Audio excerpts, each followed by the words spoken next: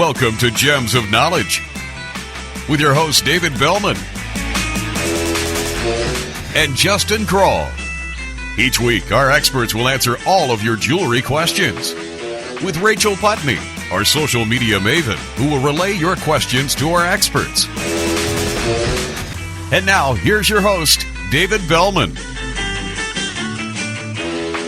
Hi, I'm David Bellman. Welcome to another episode of Gems of Knowledge. Pretty excited today. We're doing a worldwide interview, right, Alex? This is fantastic. I'm really excited. Yeah, this is going to be great. It's myself, my son Alex Bellman, and our good friend from Australia, Bebe Bakhshi. Is that correct? Bakhshi? Yeah.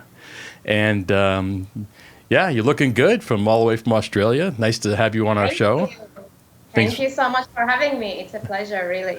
Well, we're very excited. We've been following you. Alex has been following you actually for quite some time. Has it been over a couple of years now?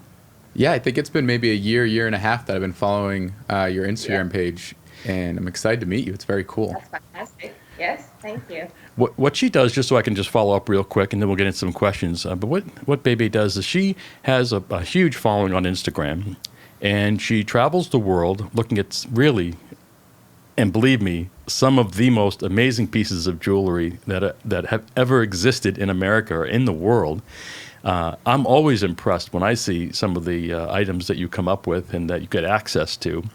And we're going to show you a few of those during the show. But it's just very, very exciting what you do. We're very interested in learning how you do it and how it all works with Instagram. It's all new to me. Alex, of course, is a little bit more experienced in that than I am. But first of all, again, welcome to the show. And tell us a little bit about your background. Maybe you can just tell us, I'm curious anyway, how does one get started in Instagram, becoming an Instagrammer and building such a large audience? When did you get started?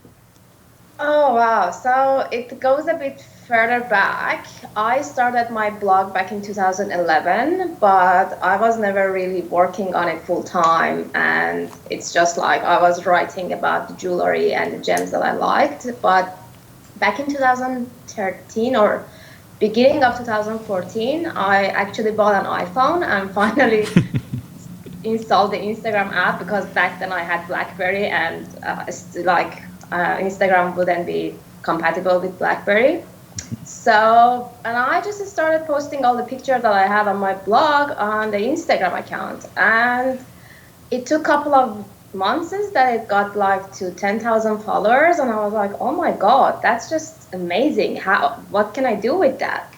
So in the meantime, I met my business partner, Tracy Ellison, on Instagram. She's the Diamonds Girl. And we started talking, we liked each other's feeds, we started becoming friends, really good friends, and now full-time business partners, which is crazy. And we met only 2 years afterwards in person. Mm-hmm. So it all started just as a pure hobby, pure following my passion, and that's it, really. And then just putting a lot of hard work. I wasn't sleeping for over, I think a year. I wasn't sleeping more than 4 hours because I had a full-time job and I had to keep up with the Instagram. And with Instagram, you have to be fast, you have to be present. I was doing maybe 10 posts a day. Wow. So it was a lot of hard work, but now here I am 4 years later, and I can say I've traveled the world almost, and have been to major shows, all the major shows, few times now. And yes, I have seen some amazing pieces that are unbelievable. So you've actually held them in your hands. I mean, it's just insane. Yes. To get to be in the same room with some of these pieces, they're usually in a box, surrounded by security guards, and you're holding 50, 60, $70 million pieces of jewelry in your hands. It's pretty wild. Are really, really good with it.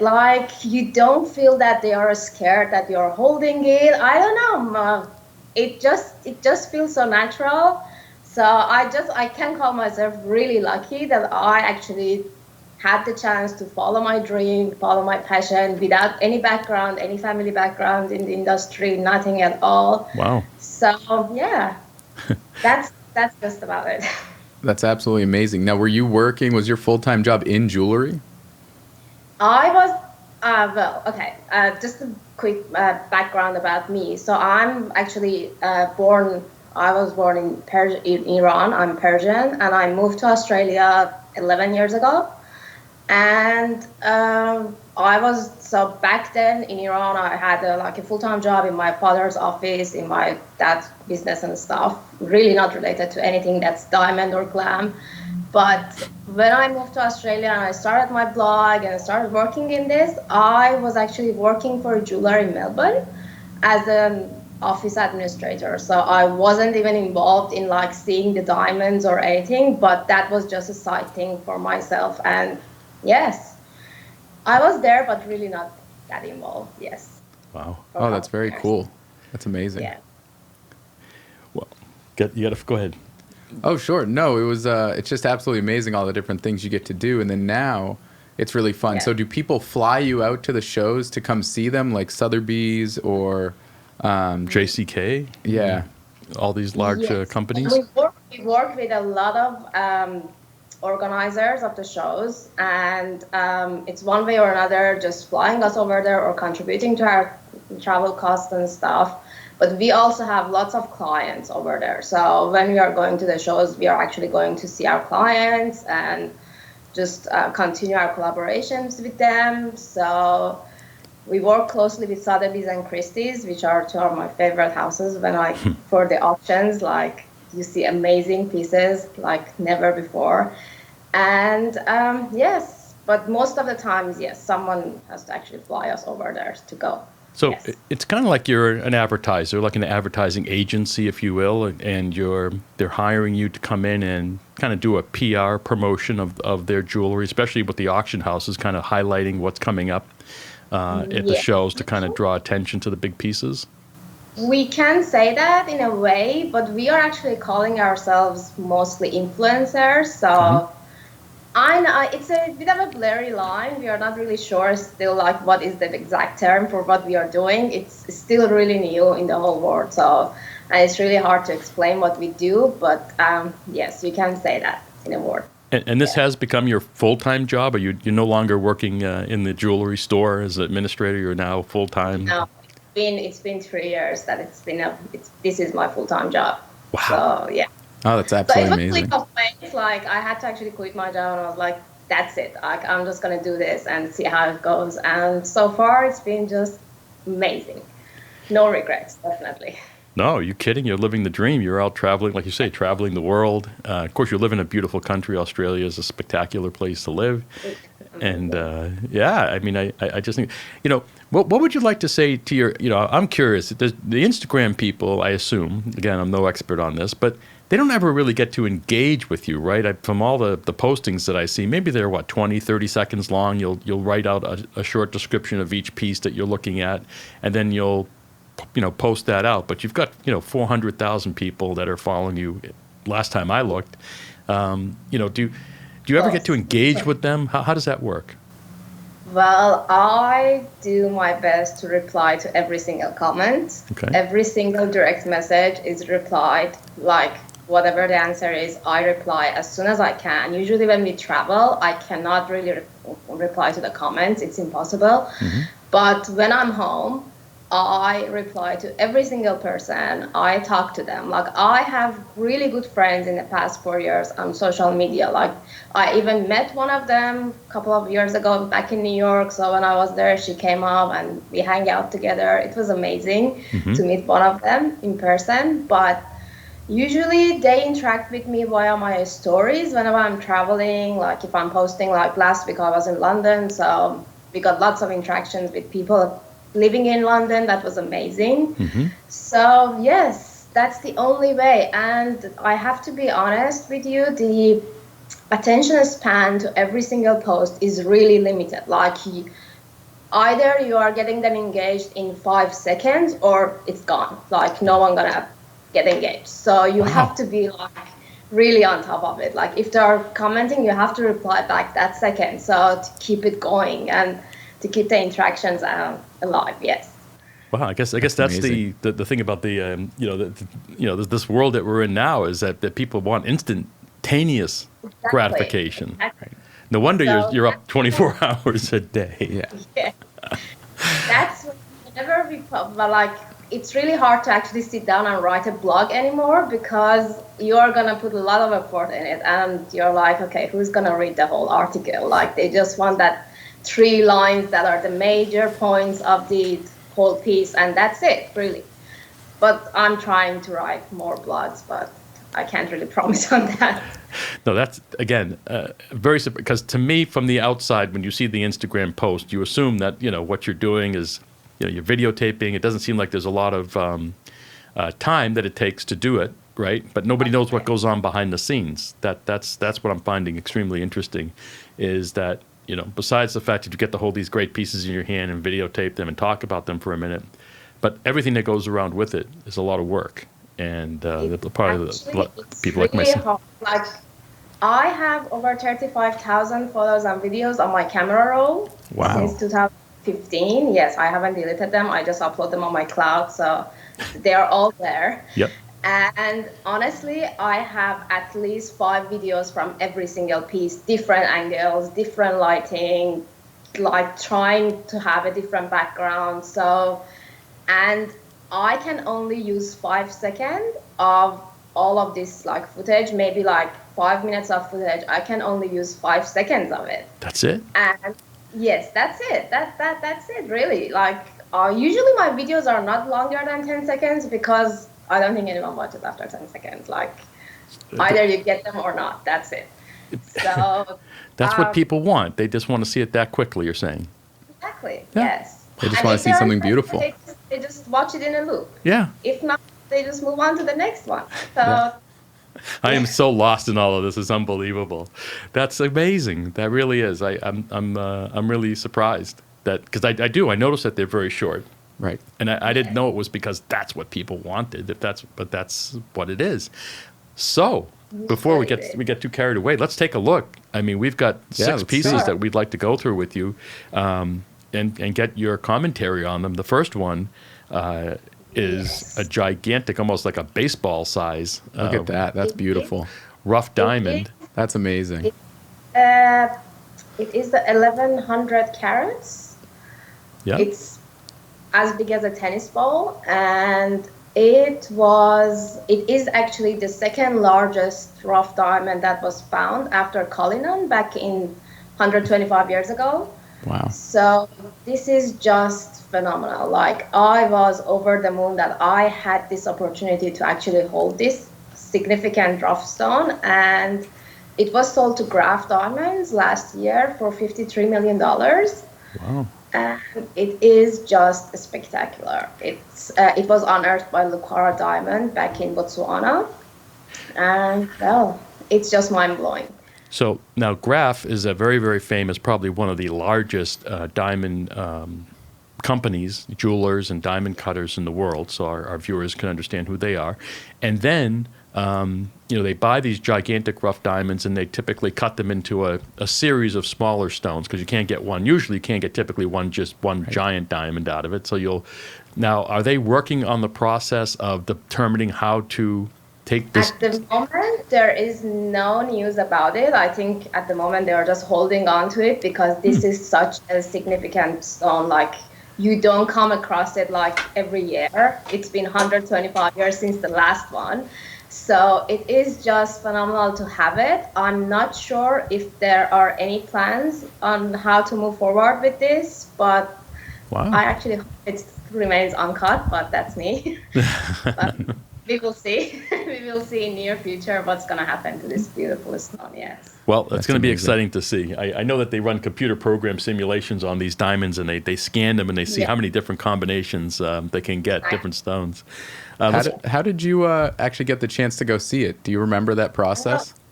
I was really lucky. Back in 2016, I was in Geneva for Sotheby's auction in May for the unique pink. That was the fancy vivid pink diamond that I really wanted to see. So I flew out to Geneva. And then I had a friend over there who knew the managing director of Lucara Diamond, and they had a private viewing over there in another hotel. And I actually had a chance to go and have a look at it, and it was mind-blowing. So I was just really lucky. I was in the right place, right time. That is very cool. That's amazing. Let's go on to that Asher. We've got a spectacular Asher cut stone.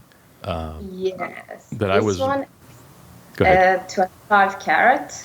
It is a 25 carat Asher cut. It is perfect in cut, symmetry, polish, everything. It is just phenomenal. The sparkle that it has, everything about it. This is one of my favorite all-time stones, and it's from A.A. Rachmaninoff, one of the very well-known. It looks like it would make a nice engagement ring for someone, don't you think? Yes, of course. How do you like working with them? Well, my love affair with diamonds started with diamonds, actually, when I was in Hong Kong once, and I had the chance to go to their office, and our relationship, our collaboration, and everything started back then. So it's been an amazing journey to see the best polished diamonds ever in the world. Yes. That's amazing. Because I actually think I found you through them. I follow one of their sales reps, I think. Yes. He has a very good active profile. Yes, probably. Yes. And it's absolutely amazing the stuff that they get their hands on. Yes, exactly. Unbelievable.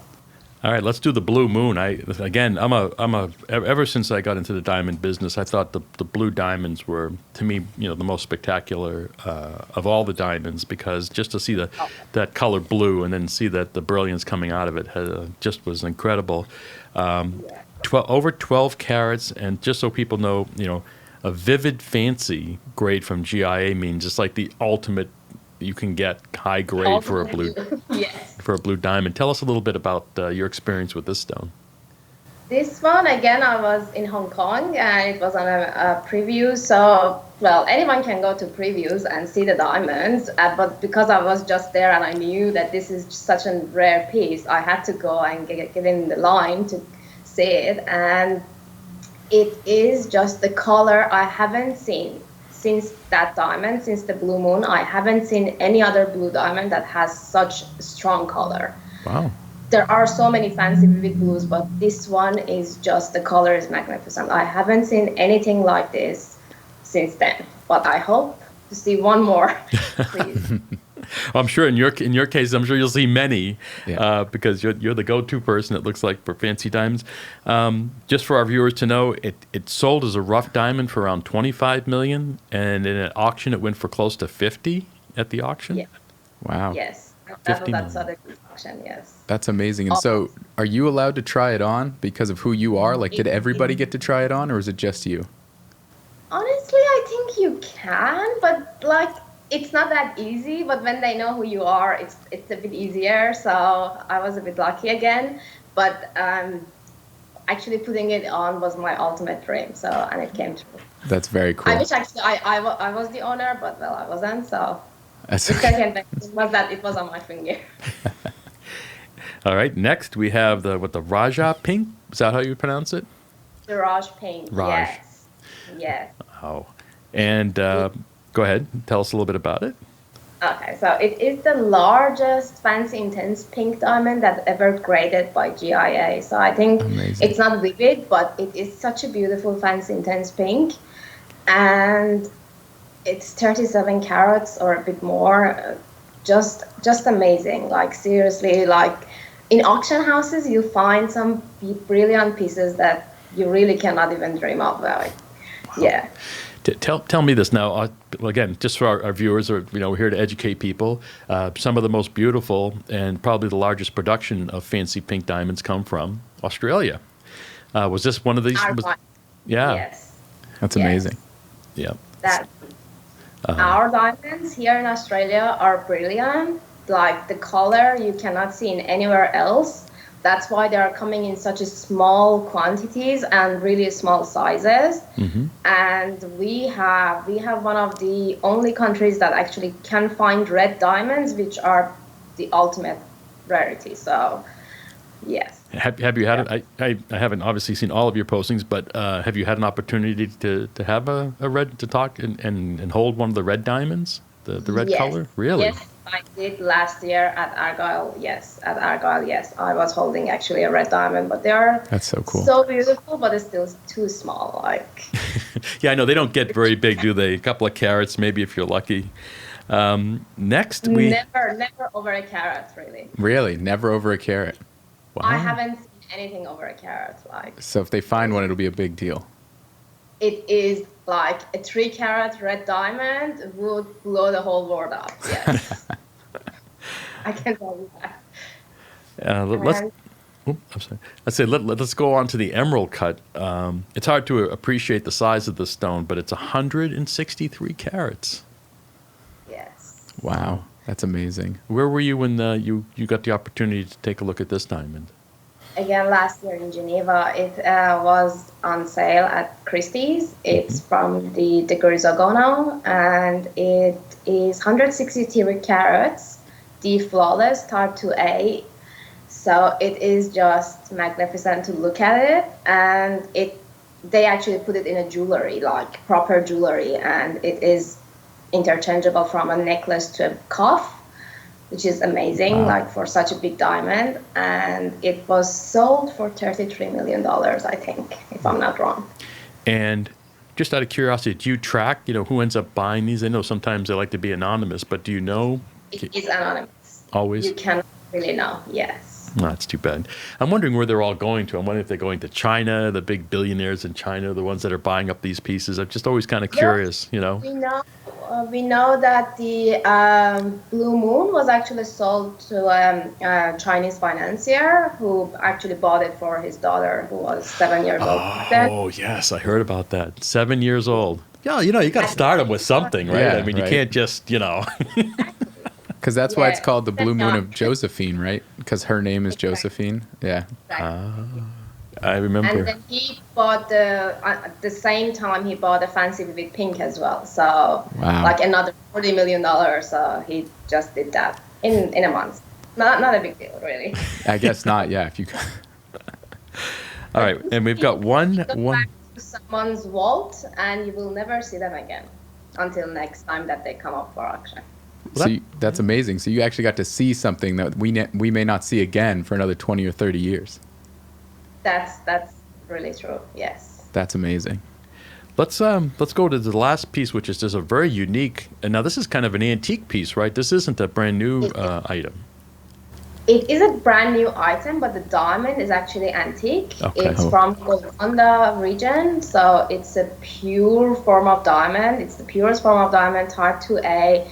It's 40 carats light brown diamond. And if you have a closer look at the video later, you can see that the diamond doesn't really carry all the perfect proportions as the diamonds now carry because of all the technology that we have. It is more of an artisan cut back in 17th or 18th century, which people would actually just look at the diamond and they would just go through with it with their eye and would just cut and polish it to the best that they could.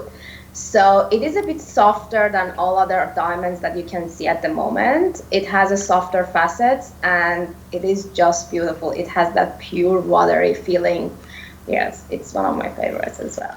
Yeah, I have to say, very cool. I've seen some older cut stones that were cut, 100, 150 years ago. Yeah. They give off a brilliance that's all together different than what we're used to today. And it is. It's kind of, I like the description, softer. It is. It's kind of a more relaxed, more smoother kind of brilliance that you would see than the typical diamond that we have today, which is interesting. It's nice that they didn't recut it, that they kept it the way that it was. Yeah. It's amazing. Yes, Forms jewelry is really good with. And that was really a cuff, old right? diamonds. It is a cuff. It is kind of a dragon.